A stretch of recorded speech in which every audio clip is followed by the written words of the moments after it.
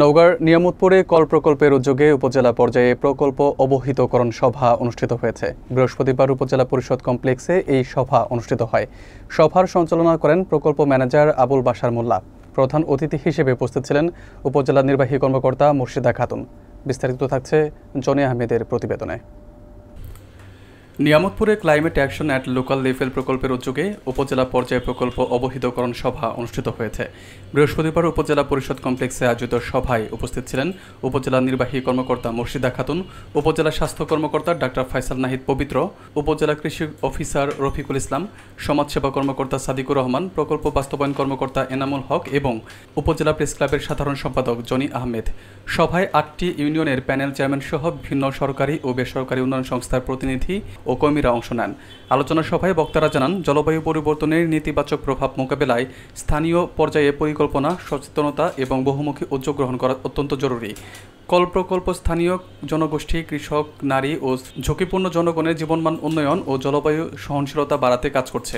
প্রকল্পের সাফল্যের জন্য সংশ্লিষ্ট সবাইকে সহযোগিতা অব্যাহত রাখার আহ্বান জানানো হয়। এতে এলাকার বিভিন্ন প্রতিষ্ঠানের প্রতিনিধিরা সক্রিয়ভাবে অংশগ্রহণ করেন এবং প্রকল্প বাস্তবায়নে স্থানীয় সম্পৃক্ততা বাড়ানোর উপর গুরুত্ব আরোপ করা হয়। সভায় লক্ষ্য করা যায়, স্থানীয় পর্যায়ে কার্যকর উদ্যোগ গ্রহণ এবং জনসচেতনতা বৃদ্ধি করার মাধ্যমে জলবায়ু পরিবর্তনের চ্যালেঞ্জ মোকাবেলায় কল প্রকল্পের কার্যক্রম সম্প্রসারণ করা সম্ভব। মিষ্টি আলু যেটা বললেন, এখন কিন্তু হালকা খয়েরি কালার একটা মিষ্টি আলু পাওয়া যায়। এবং হচ্ছে আপনারা দেখেন যে ড্রাগন, আমরা কিন্তু ড্রাগন আগে চিনতামই না, তাই না? 400 টাকা কেজি ছিল, এখন কিন্তু ড্রাগনটা অ্যাভেলেবল।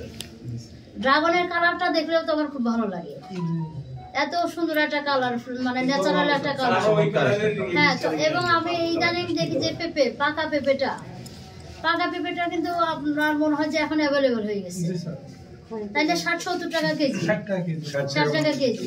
তো বাংলাদেশ ছোট একটি দেশ, কিন্তু এই দেশে জনসংখ্যা বেশি হওয়া সত্ত্বেও আমাদের যে মাটি, যেটাকে আমরা সোনা বলে অভিহিত করে থাকি, আসলেই বাংলাদেশের মাটি খুবই উর্বর।